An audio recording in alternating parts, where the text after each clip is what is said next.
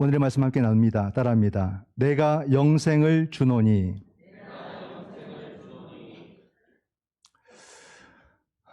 오늘은 부활절 절기를 계속 보내고 있으면서 또 어버이 주일을 맞아서 우리가 함께 예배를 드립니다.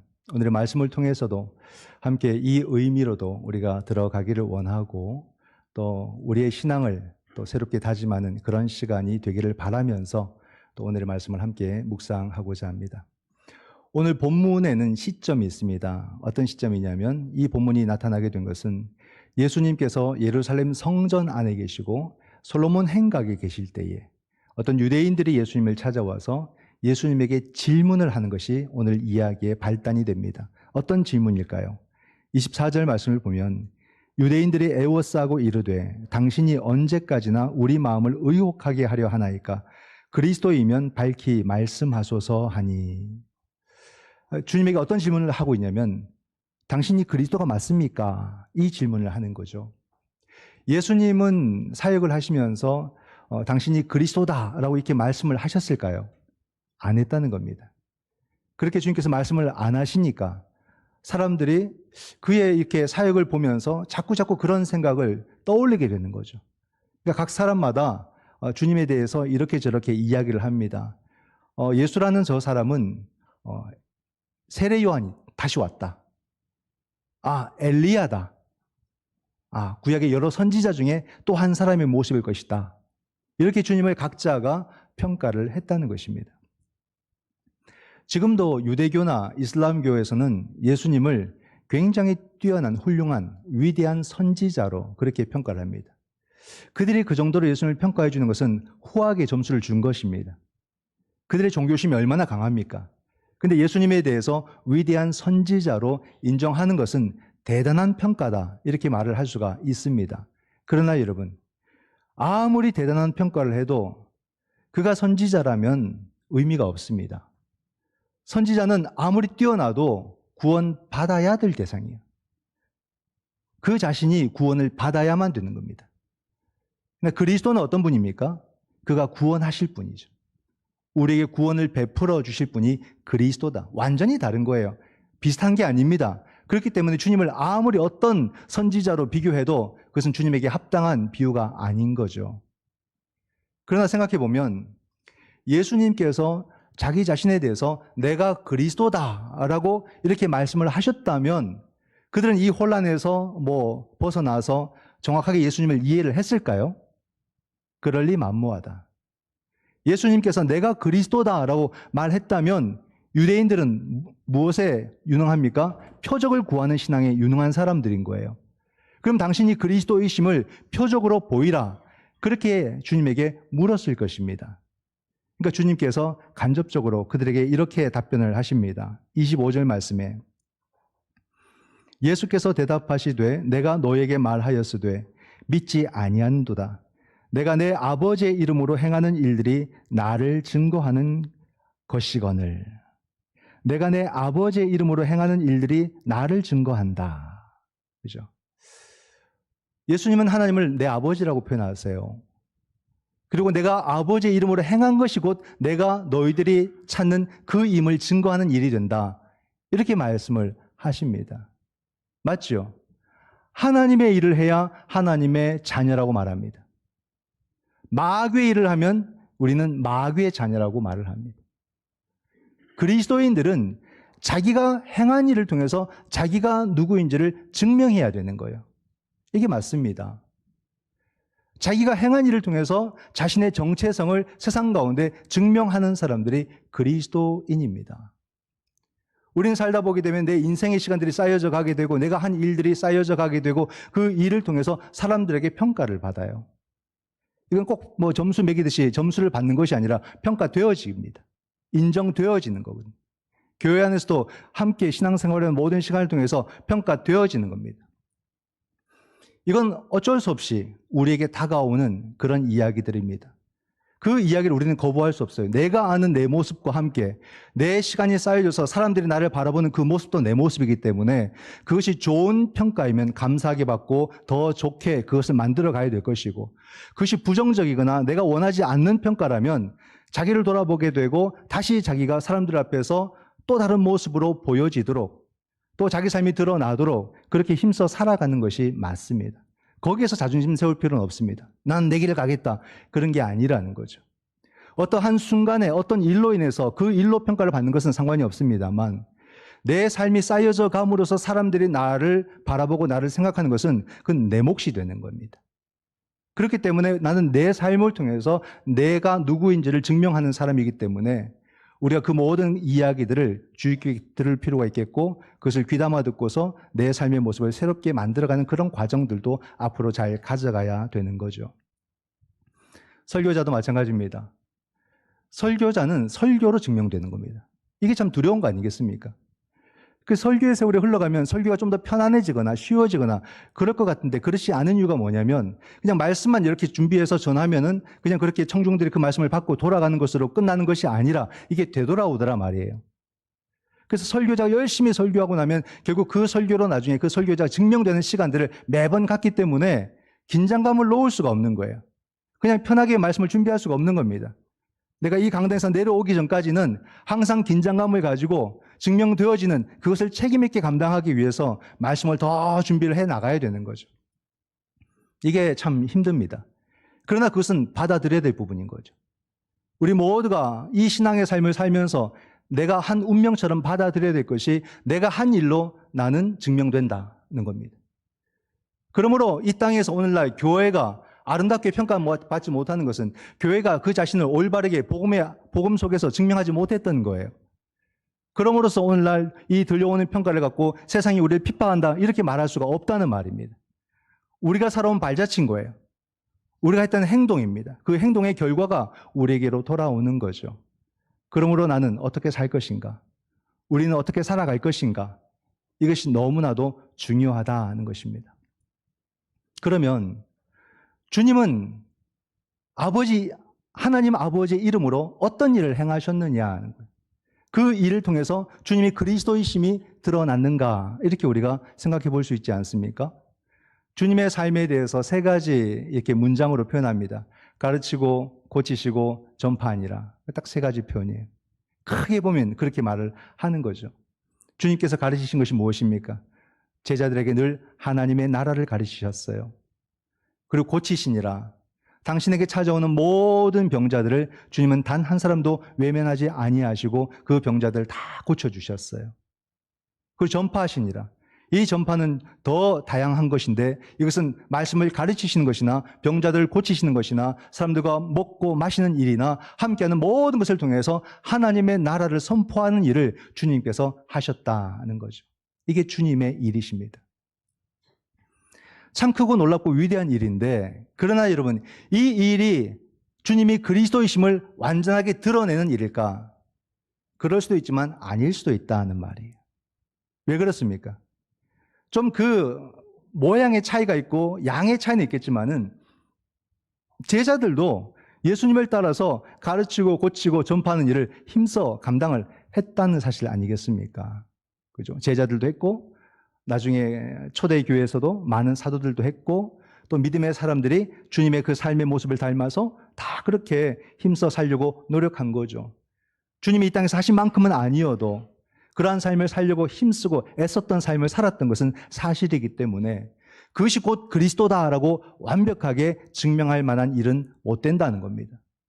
그러면 정말로 예수님께서 그리스도이시다라고 말할 수 있는 결정적인 것은 뭐냐 하는 거죠. 그게 바로 주님께서 스스로 말씀하십니다. 28절 말씀에 내가 그들에게 영생을 주노니 영원히 멸망하지 아니할 것이요 또 그들을 내 손에서 빼앗을 자가 없느니라. 주님이 그리스도이심이 어디서 드러나냐면 당신을 따르는 제자들에게 주님께서 영생을 주신다.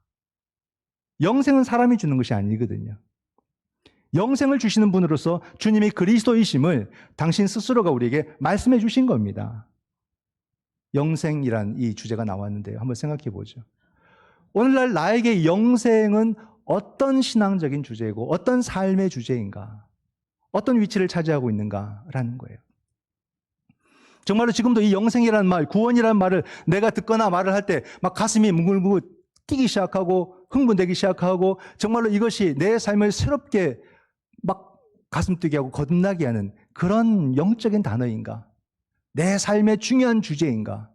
아니면 아무리 이것을 들어도 이제 요동하지 않는 그냥 어느 순간 종교적인 주제로 이렇게 내 삶 속에 남아있는 언어, 단어가 되었는가 하는 거예요.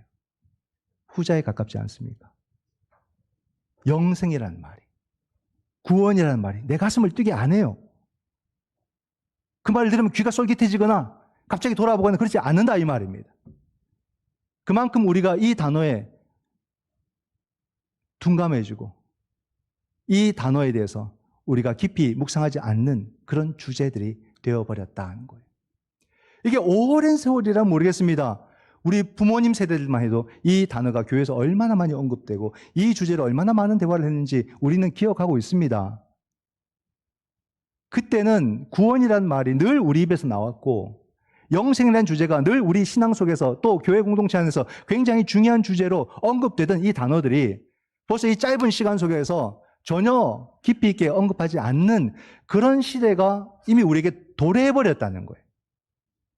그런 것 같죠, 그죠? 그래요, 여러분. 우리 어르신들이 주름이 없을 때 얼마나 이 이야기를 많이 했습니까? 이 주제를 갖고 얼마나 깊이 있게 기도도 하고 말씀 속에서 막 간절하게 사모하고 그랬던 마음 기억나지 않습니까? 근데 우리 모두가 다 이걸 잃어버린 시대를 살아가고 있는 거예요. 우리의 에너지는 지금 어디를 향해 있느냐? 나의 모든 관심은 어디를 향해 있느냐? 돈 버는 것, 취미생활을 하는 것, 이런 것에 우리는 온통 모든 마음을 지금 모으고 있거든요. 이건 힘들어도 해야 되고 어쩔 수 없이 해야 되고 끝까지 내가 해야 되는 것이라고 그렇게 여기면서 이 일을 합니다. 그렇잖아요. 그 힘들면 어떻게든 이것을 내가 더 하기 위해서 즐겁게 생각하자, 재미있게 하자, 이것을 즐기면서 하자라고 하면서 그 일을 그렇게 만들어가는 일들로 생각하고 많은 사람들이 그 일에 그렇게 노력을 한다는 말이에요. 좋아요.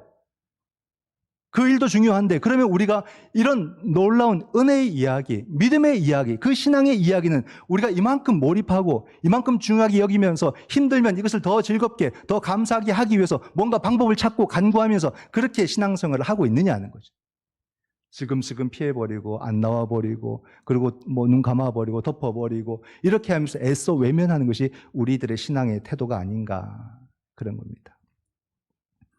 오늘 그리스도인들의 모습이 겉모습은 참 화려하고 교양도 있어 보이고 아름다워 보이기도 하고 그래요. 그 겉모습이 우리의 속사람이기를 바라는데 그러나 우리가 이 정도면이라고 했던 것을 주님께서 이렇게 나를 비춰보시면 내 내면이 이렇게 드러날 때에 요한계시록에서 말하고 있는 그 사도 요한이 차갑지도 않고 뜨겁지도 않고 내버려질 그런 신앙을 우리는 잘 포장해서 혹시 그렇게 살아가고 있는 것이 아닌가라는 거죠. 그럴까 봐 두렵다는 겁니다. 오늘 나는 예수 그리스도를 알고 예수 그리스도를 믿기 위해서 나는 어떤 도전을 하고 있고 어떤 수고를 나는 하고 있느냐는 겁니다. 내 신앙을 새롭게 개혁하기 위해서 나는 울부짖으며 기도하며 정말로 내 삶을 내가 이렇게 다시 고쳐보고 이렇게 바꾸어보고 내가 이렇게 도전해버리라 그런 계획들이 내 삶에는 있느냐라는 거죠. 이게 영생이라는 이 주제 속에서 다시 만나게 되는 나의 그 안일함과 다시 우리가 회개하고 거듭나야 될 나의 삶의 태도와 모습이라는 것입니다. 여러분, 이 영생의 주제는 다시 우리 속에서 이게 회복되고 살아나기 위해서 필요한 것은 결국에는 관계거든요. 관계. 누구와의 관계? 그리스도와의 관계라는 것입니다. 요한은 이 말씀을 하면서 예수님을 목자라고 말하고요. 우리를 양이라고 말, 양. 참 적절한 이게 묘사거든요. 예입니다. 양이 생명을 얻기 위해서는 무조건 목자를 따라야 돼요. 제자가 생명을 얻기 위해서는 무조건 예수를 따라야 됩니다. 이거예요. 즉 주님은 그 제자에게 영생을 준다 이렇게 말씀을 하시거든요. 우리가 제자가 될 때 이 영생의 은혜를 경험할 수 있다는 말입니다. 영생이라는 이 말 자체가 되게 그냥 영성의 어떤 언어 같고 종교적인 언어 같고 어려운 주제처럼 보이지만 원리는 굉장히 간단해요. 예수 그리스도를 따르는 제자가 되면 영생을 얻는다는 겁니다. 이 말씀을 하고 있잖아요. 이 말씀이 그렇게 복잡합니까? 이 말씀이 그렇게 어려워요? 나는 모르겠노라 이렇게 말할 수 있겠습니까? 아니에요. 우리 모두가 예수 그리스도와의 이 관계가 맺어지게 될 때 우리에게 주께서 영생을 주신다. 그렇게 말씀을 하잖아요. 전혀 어렵지 않은 이런 모습을 우리에게 보여주고 있습니다. 오늘 말씀 26절로 27절을 보면 내가 너희가 내 양이 아니므로 믿지 아니한도다. 내 양은 내 음성을 들으며 나는 그들을 알며 그들은 나를 따르느니라. 내 양일 때 나를 안다는 거죠. 예수님의 제자가 될 때 우리는 주님을 따르는 참 제자의 삶을 살 수 있고 영생을 얻을 수 있는 겁니다. 주님을 따르는 제자가 될 때 이 영생의 삶을 비로소 우리가 알고 믿고 살아갈 수 있는 거죠. 예수 그리스도를 따를 때 주님을 알고 주님을 믿듯이 우리가 주님을 따를 때 영생을 알고 영생을 믿을 수 있는 은혜로 그것을 누릴 수 있는 그런 성도의 삶을 살 수 있다고 그렇게 말씀하지 않습니까? 그죠? 나는 오늘 정말 예수 제자로 살아가느냐? 정말 내 삶이 예수 신앙으로 충만하냐? 그죠? 무엇이 나를 새롭게 하고 무엇이 나를 가슴 뛰게 할 것이냐? 다른 것은 어떤 것도 여기에 끼어들어서는 안 되는 거예요. 오직 예수 그리스도 그 이름만이 내 가슴을 뛰게 하고 나를 흥분하게 하고 내 삶을 새롭게 도전할 수 있는 그런 에너지를 주는 그 이름이 되어야 하는 것입니다. 28절 말씀에 내 제자가 된 자들을 내 손에서 빼앗을 자가 없다 했어요. 이게 주님의 은혜입니다. 우리는 나의 힘으로 꽉 붙잡고 있는 것처럼 보이지만 주님이 나를 이렇게 붙잡고 계신 거잖아요.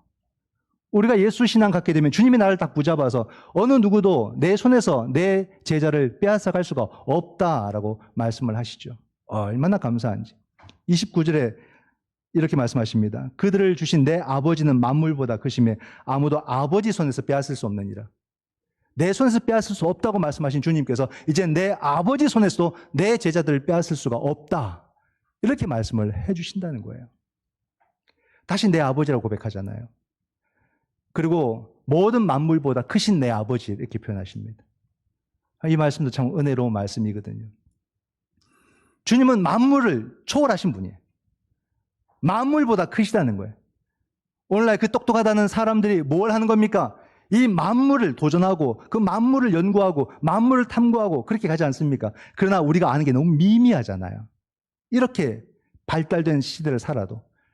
그러나 이미 하나님은 그 모든 만물을 초월하시고 만물을 하나님께서 다스리고 계신다는 말씀을 하시는 거죠. 그 아버지만이 우리에게, 그 하나님만이 우리에게 영생을 주심을 믿으시기 바랍니다. 그리고 그 하나님이 만물을 통치하신다고 말씀하시며 우리가 그 안에서 그 통치를 받으며 살아가는 것이 곧 이미 영생의 삶을 살고 있다는 사실도 믿으시기 바랍니다. 이게 얼마나 큰 은혜로 주어진 선물입니까? 이 영생의 신앙, 영생의 은총, 영생의 빛. 이게 생각해보면 너무너무 감격스러운 거예요. 이게 기가 찬 놀라운 일입니다. 영생의 믿음. 주님이 내게 영생을 주시고 주님은 그 제자들에게 영생을 주신다. 오늘 이 주제가 오늘 어버이 주일과도 참 맞닿아 있어서 감사한 일인데요. 오늘은 부활절 4번째 주일이고 어버이 주일로 우리는 함께 보내고 있습니다. 우리가 여러분 부모님을 공경하고 우리 자녀들을 사랑하는 이 모든 것도 내 의지에서 감당할 수 있는 게 아니에요. 이 모든 것도 영생의 믿음에서 시작됨을 믿으시기 바랍니다. 은혜가 아니면 어떻게 내가 부모를 공경하고 은혜가 아니면 내가 어떻게 자녀를 제대로 사랑할 수 있습니까? 나 하나도 제대로 감당이 안 되는데 그렇잖아요. 내 마음 하나도 감당이 안 되는 내가 어떻게 감히 부모님을 내가 올바르게 공경하고 내 자녀들을 어떻게 내가 사랑할 수 있겠습니까? 안 돼요, 안 돼요, 안 돼요. 그런 사랑 다 실패했어요. 실패했어요. 이 영생의 믿음, 이 충만함, 이 생명이 결국 모든 것을 가능하게 한다는 말입니다. 그렇기 때문에 영생의 믿음을 가지고 사는 사람은 이미 그 삶의 태도가 달라져요. 태도가 달라져요. 교회는요, 이 땅의 교회는 그 성도의 믿음의 태도를 굉장히 중요하게 여깁니다. 여러분, 태도를 아름답게 만들어 가셔야 돼요. 삶의 태도. 태도가 나쁘면요, 그 사람이 교회 안에서 뭐 물질을 얼마나 가졌든지, 아니면 그 사람이 얼마나 배운 사람이든지, 사회주의가 어떻든지 그 사람에게 믿음 좋다 소리 절대 안 합니다. 이걸 아셔야 돼요. 태도가 중요합니다. 물론 태도가 우리 믿음을 규정하는 것은 아니지만, 태도가 나쁜 사람을 어느 누구도 믿음 좋다고 말하지 않습니다. 이건 사실이잖아요. 그 사람이 목사이든 그 사람이 장로이든 그 사람이 항존직이든 태도가 나쁘면 믿음 없다 소리 듣고 신앙 나쁘다는 소리 듣습니다. 이게 분명하죠. 그러므로 우리는 어떻게 우리의 이 태도를 우리의 믿음 안에서 갖추어가고 만들어갈 것인가? 사람을 대하는 태도, 사역을 대하는 태도, 예배를 대하는 태도, 교회를 대하는 태도, 말을 하는 태도, 뭔가를 결정하는 태도, 그 태도가 굉장히 중요하다는 말이에요. 그 태도 속에서 이 영생의 믿음이 그대로 묻어 나와야 되는 겁니다. 믿음은 믿음이고 태도는 마음대로 가질 수 있습니까? 그게 여러분 돼요? 안 되잖아요. 결국 내 믿음이 내 태도로 나오는 겁니다. 이게 굉장히 중요하잖아요. 근데 여러분 태도 속에서 사람과 사람 사이에 맺어져서 가장 근본적으로 우리가 지키고 가야 될 태도가 뭐냐면 부모 공경의 태도입니다. 이거는 다른 순위에 밀리지 않아요. 하나님에 대한 모든 것 다음으로 우리에게 주신 첫 계명이 내 부모를 공경하라. 이게 가장 먼저 나온다는 말이에요. 이 태도도 여러분 결국에는 이 영생의 믿음에서 나온다 말이죠. 아버지 하나님을 믿을 수 있는 사람이 결국 내 부모를 바르게 공경할 수 있다는 것을 성경이 말합니다. 절대 우리 의지로 되는 게 아니라는 말이에요. 이 영생의 은총으로서 내 부모를 공경하는 거죠. 성경은 나에게 잘해준 부모 공경하라고 말하지 않습니다. 능력 있는 부모 공경하라고 말하지 않습니다. 어디에도 없어요. 있으면 찾아오세요. 제가 사과하겠습니다. 부모는 부모로서 공경하라는 말이에요. 부모이기 때문에 공경하라는 말입니다. 그러므로 우리는 그 부모를 공경할 수 있는 것은 믿음으로 하는 거예요. 믿음으로. 받은 은혜로 하는 겁니다. 내가 오늘날 영생의 믿음을 가지고 영생의 삶을 충만하게 지금을 살아갈 수 있는 그 모든 바탕과 시작이 하나님은 부모로 만들어 주셨어요. 부모를 그 삶의 통로로 만들어 주셔서 오늘 내가 이 영생의 믿음을 갖고 하나님을 우리가 섬기면서 살아갈 수 있는 모든 출발점이 부모가 되게 하셨다는 말입니다. 그러므로 부모는 공경을 받아야 돼요. 여기서 예외가 되는 사람은 아무도 없습니다. 이 부모 공경도 결국에는 우리가 믿음으로 감당할 수 있는 몫이고 그런 역할이라는 거죠. 굉장히 중요합니다. 우리 부모님들, 우리가 부모를 공경하면요, 그 삶이 위로받을 거예요. 지금까지 살아왔던 그 참 기구한 그 모든 시간들이 이상하게 끝나는 게 아니라 우리의 그 공경 속에서 위로받을 거예요. 그렇죠? 그 모든 삶이, 그 헌신이 위로받을 거예요. 우리의 공경이 뭡니까? 참 잘하셨습니다. 참 수고하셨습니다. 결국 그런 고백 아니겠어요? 어떻게 해야 될지 몰라서 정말 무조건적으로 그냥 내 몸을 던져보자 하고 살아온 그 삶이 그 자녀들의 그 작은 공경 속에서 위로받는단 말이에요. 위로받는다. 그것을 우리가 할 수 있다면 얼마나 감사하겠어요. 거기에 무슨 설명이 필요하고 막 따지는 게 필요합니까?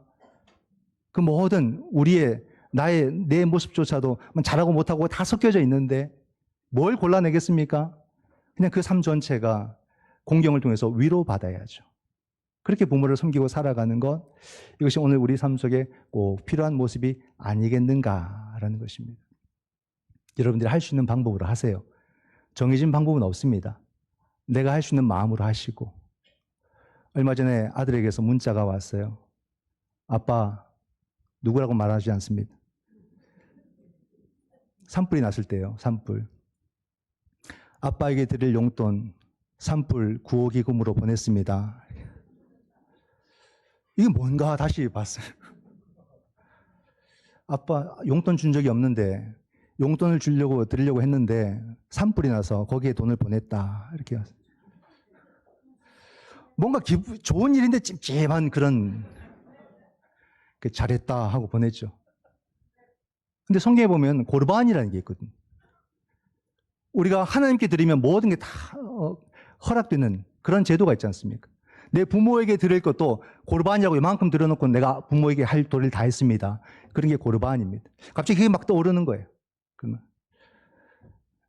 그러나 잘했다 이렇게 얘기를 했습니다. 이렇게 하면서 하나씩 또 부모를 생각하는 그런 기회를 만들어 가겠지 이런 생각도 했고, 좋은 일을 하고 그냥 아빠를 생각했다는 것만으로 그냥 감사하게 여기고, 뭔가 내 건 아니었는데 뭔가 내게서 나간 같은 느낌이 막 들어서 그러긴 했지만 그래도 기쁘게 받아들였습니다. 여러분, 우리가 할 수 있는 방법을 하는 거예요. 내 부모에게. 돈 있는 사람은 돈으로도 할 수 있겠지만 우리가 마음으로 하고 시간으로 하고 또 따뜻한 말로 하고 우리가 우리의 부모님들과 함께하는 시간들을 조금씩, 지금보다 조금씩만 더 만들어가면 좋겠다, 그런 생각을 합니다. 의외로 부모님들은 금방 떠나시거든요. 있을 때는 한없이 오랫도록 계실 분처럼 보이지만 의외로 순간 떠나버리시는 그런 모습이 너무 많죠. 이렇게 성함들도 불러드렸지만 제가 가능제일교회 와서 10여 년 있는 동안 떠나신 분들이 얼마나 많은지 몰라요. 함께 할 때는 그분이 계속 함께 할 줄 알았어요. 근데 어느 순간 그 자리가 비어 있어요. 없어요. 그래서 우리가 여러분 때를 놓치지 말고 내 부모님들과 조금이라도 지금보다 조금 더 함께하는 시간들을 잘 만들어 가신다면 하나님께서 분명히 또 그 삶에 복을 주실 줄 믿습니다. 영생의 믿음으로 내 부모를 공경하고 영생의 믿음으로 내 자녀들을 사랑하고 영생의 믿음으로 하나님의 교회를 섬기고 영생의 믿음으로 우리의 사회를 섬겨가는 우리는 영생의 일을 위해서 부름받은 예수 그리스도의 제자임을 믿으시고 또 그렇게 힘써 살아가시기를 주님의 이름으로 축원드립니다. 아멘. 기도하겠습니다.